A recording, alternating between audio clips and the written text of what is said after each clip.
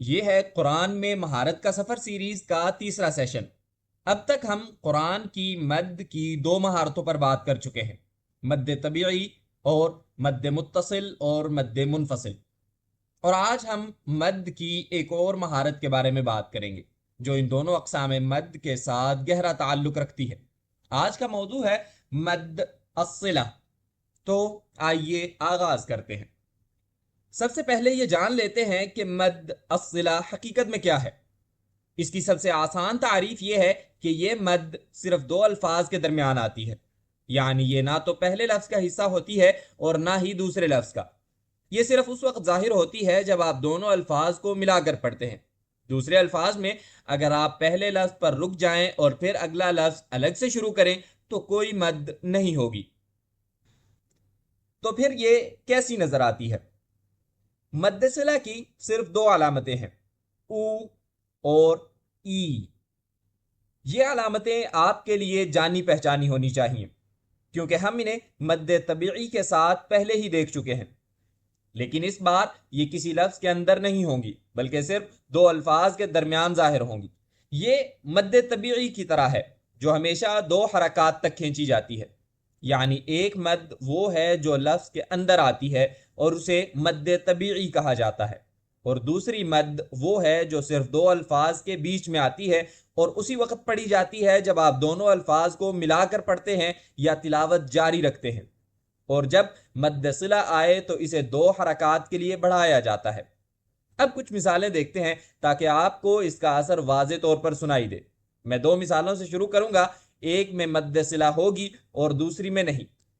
جیسا کہ آپ دیکھ سکتے ہیں پہلی مثال میں یہاں مد صلہ موجود ہے، جبکہ دوسری مثال میں وہی لفظ ہے لیکن مد صلہ کے بغیر۔ اب دیکھتے ہیں کہ دونوں کی آواز کیسی ہے۔ وما أهل به لغير الله فأحيا به الأرض بعد موتها وما أهل به لغير الله فأحيا به الأرض بعد موتها۔ پہلی مثال میں ہم نے بھی کو دو حرکات کے لیے کھینچا کیونکہ مد صلہ کی علامت موجود تھی، لیکن دوسری مثال میں ہم نے بھی بغیر کسی کھنچاؤ کے پڑھا کیونکہ مد صلہ کی کوئی نشانی نہیں تھی۔ مزید ایک مثال دیکھتے ہیں۔ فَلْيَدْعُ نَادِيَهُ سَنَدْعُ الزَّبَانِيَةَ۔ دھیان دیں، اگر ہم اس لفظ کے آخر پر رک جائیں اور پھر اگلا لفظ الگ سے شروع کریں تو وہاں مد صلہ بالکل نہیں ہوگی اور ہم یوں پڑھیں گے۔ فَلْيَدْعُ نَادِيَهُ سَنَدْعُ الزَّبَانِيَةَ۔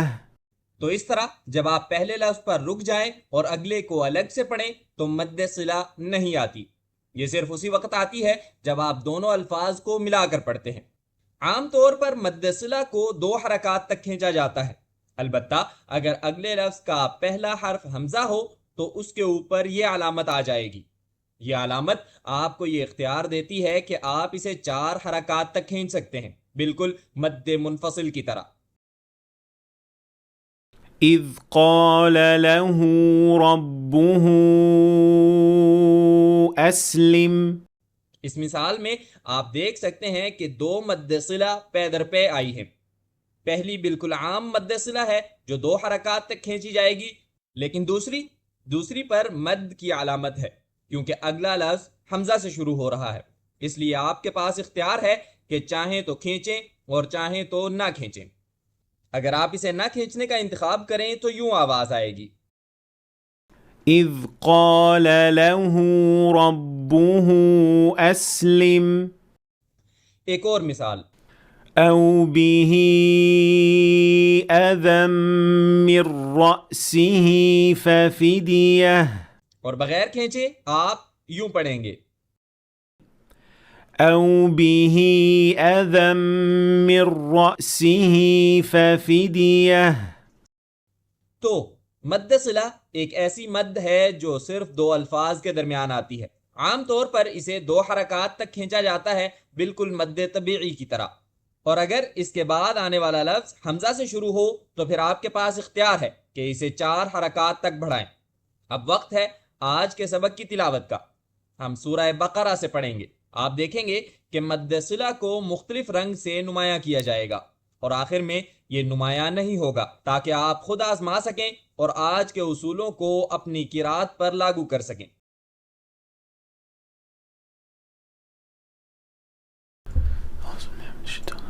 بسم الله الرحمن الرحيم. للفقراء الذين أحصروا في سبيل الله لا يستطيعون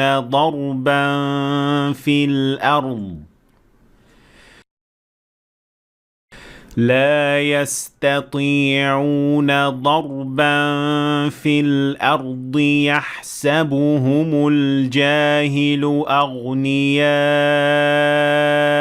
من التعفف تعرفهم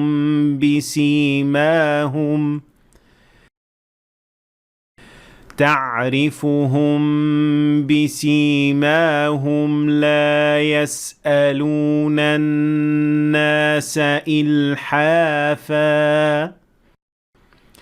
وما تنفقوا من خير فإن الله به عليم. الذين ينفقون أموالهم بالليل والنهار سرا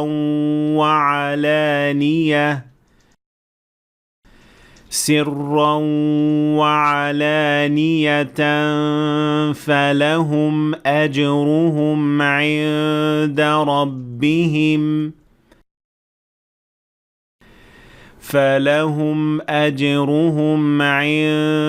ربهم ولا خوف عليهم ولا هم يحزنون.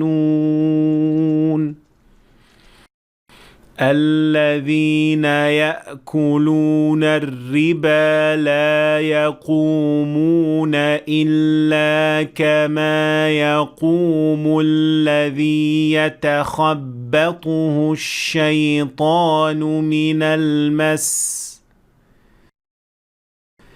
ذلك بأنهم قالوا إنما البيع مثل الربا وأحل الله البيع وحرم الربا.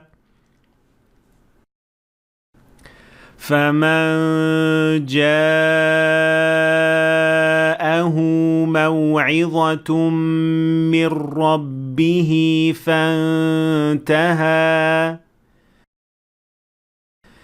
فانتهى فله ما سلف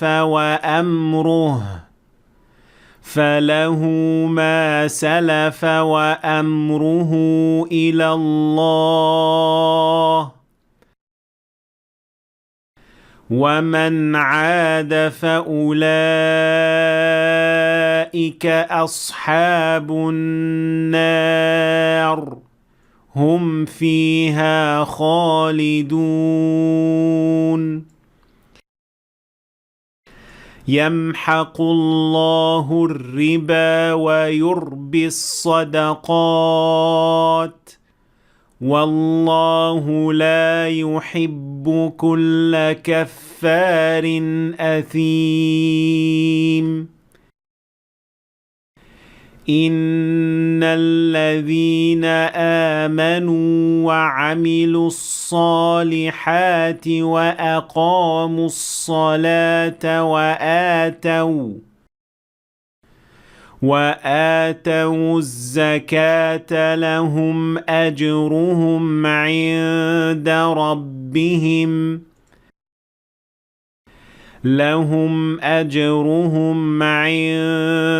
ربهم ولا خوف عليهم ولا هم يحزنون. اب وقت ہے اس سیشن کے چیلنج سوالات کا۔ آج کے سوالات سورت آل عمران سے ہیں۔ پہلا سوال، اس نے تم پر حق کے ساتھ کتاب نازل کی جو اس سے پہلے کی تصدیق کرتی ہے، اور اس نے تورات اور انجیل نازل کی۔ دوسرا سوال، اور جو کافر ہوئے ان کا مال اور ان کی اولاد انہیں اللہ کے مقابلے میں کچھ بھی فائدہ نہیں دے گی، یہی لوگ آگ کا ایندھن ہیں۔ کیا آپ ان تراجم کے مطابق صحیح آیات تلاش کر پائے؟ مجھے کمنٹس میں بتائیں۔ دیکھنے کا شکریہ، اور مجھے امید ہے کہ آپ نے آج کچھ نیا سیکھا ہوگا۔